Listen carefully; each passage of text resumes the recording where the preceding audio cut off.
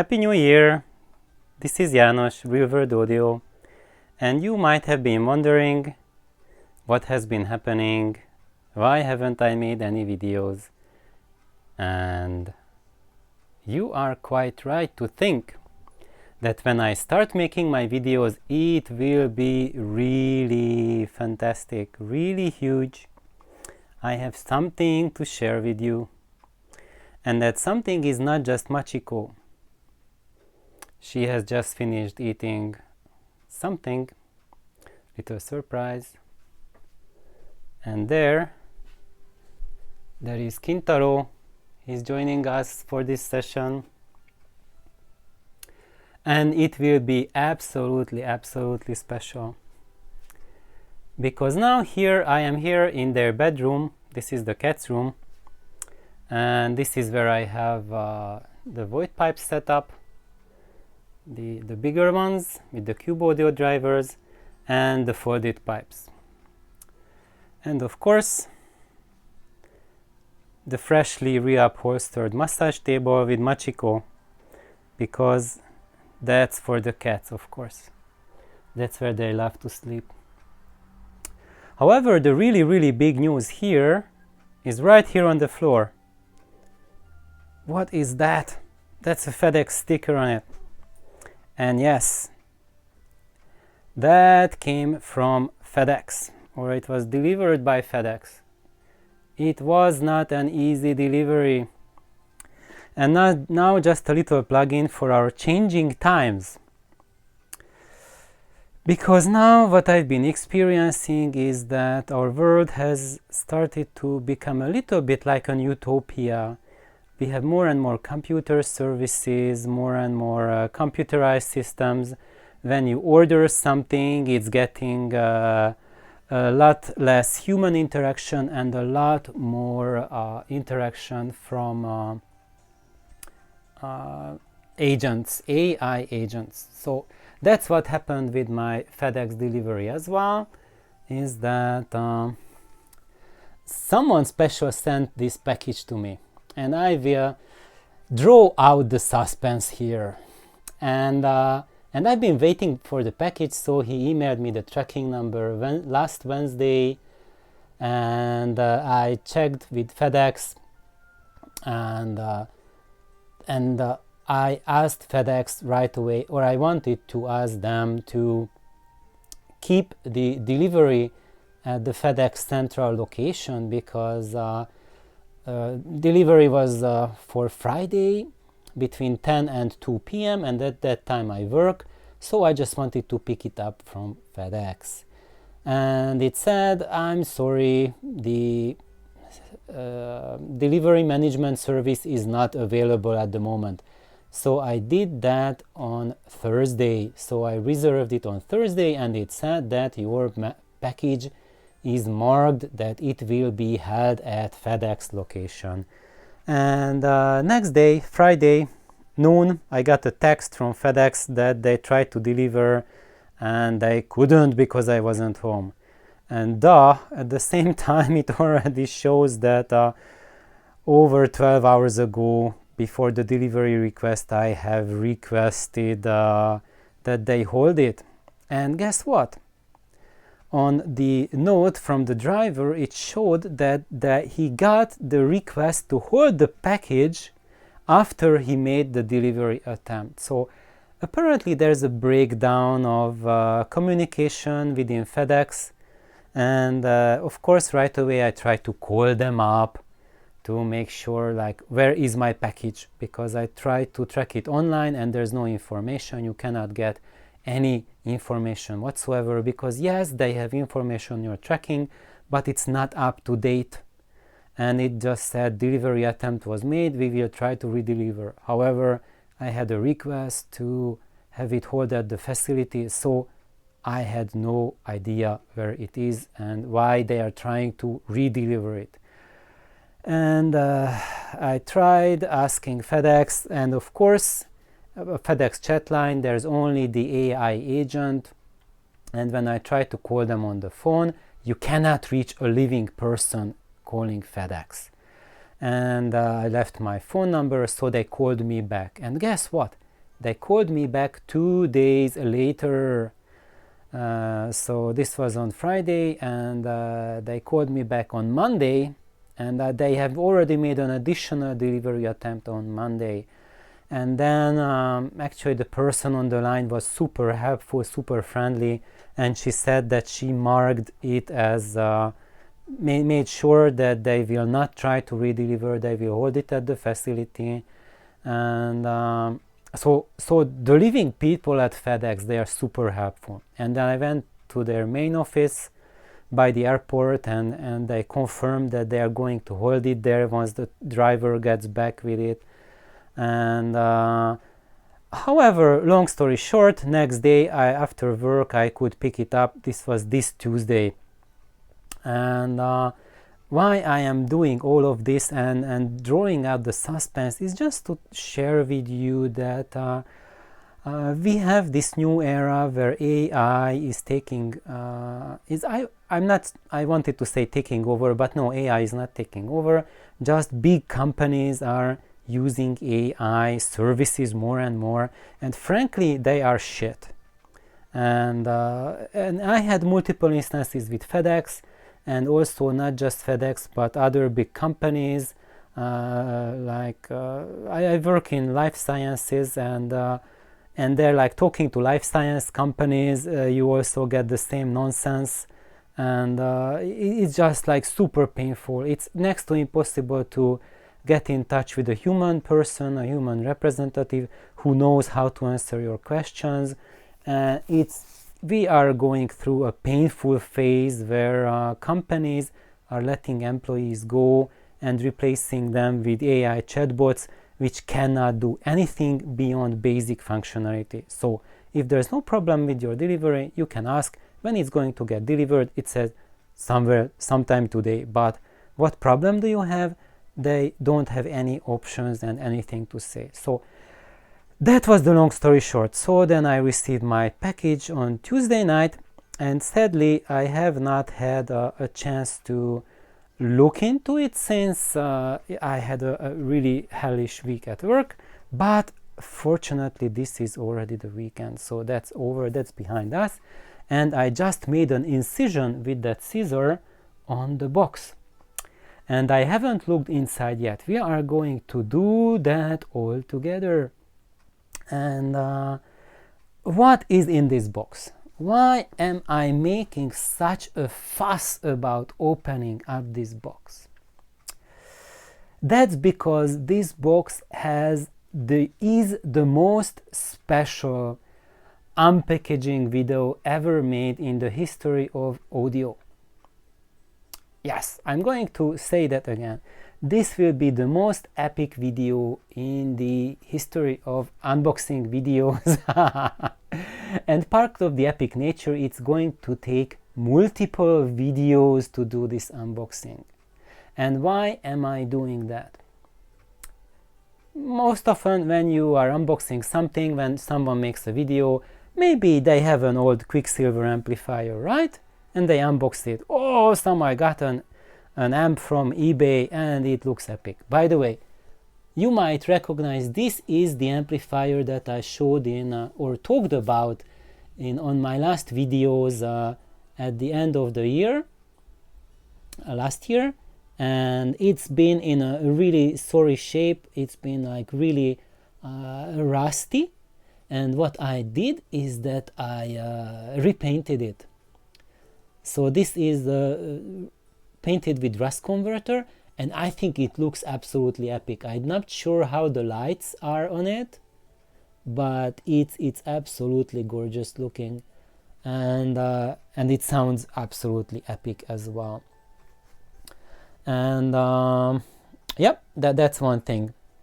However, this unboxing video is not about a second-hand amplifier, and not about any amplifier where there are dozens or hundreds of it. And yeah, it's interesting, it sounds great, it's amazing, it's a perfect amplifier if you are on a really tight budget, but this is about something else. And I think you guys should sit down when I say what is inside. what you see in this box, or what you are going to see, is an amplifier which is the personal amplifier of an audio manufacturer. Yes, this is not something that is you can buy from the shelf in the thousands or millions, and you see people reviewing them by the hundreds, and yeah, there's talk about it everywhere, and you just get second, third, 10th, 100th hand news and updates about it. What is in here is something absolutely unique, absolutely special.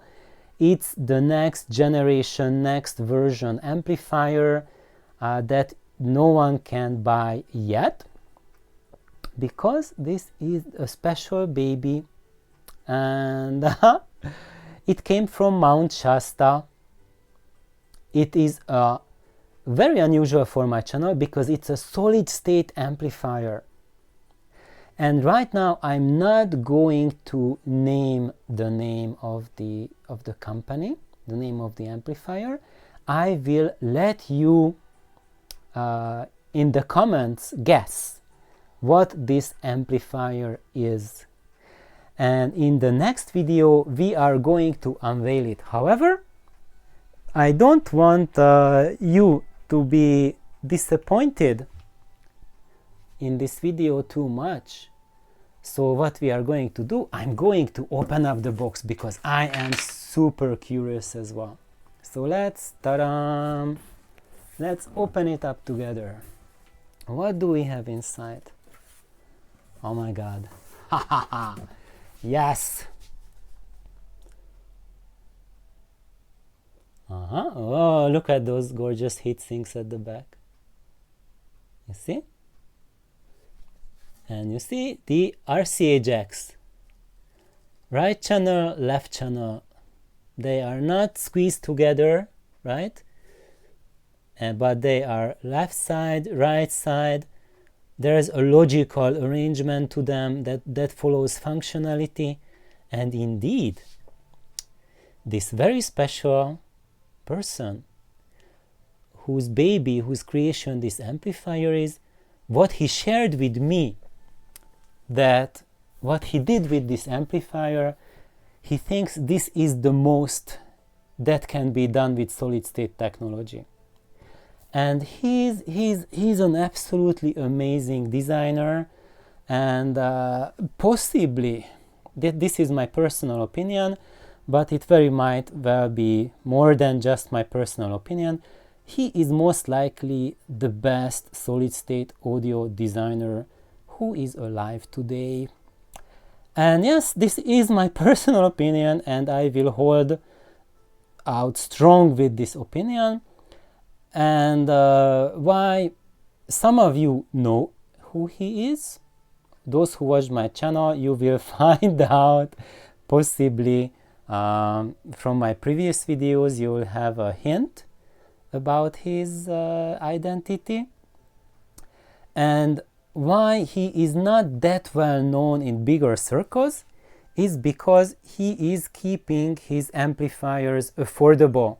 He is not racking up his prices to heavens and beyond. He keeps them affordable, and that's just like such a rarity today, when we live in an age where audio companies just go totally out of their minds to rack the prices to the moon, to Saturn and the outer planets. It's just incredible. I'm not sure. I'm just kind of speechless with that kind of waste and that kind of mentality that audio designers have totally lost their marbles in audio by going for just absolutely unaffordable gear.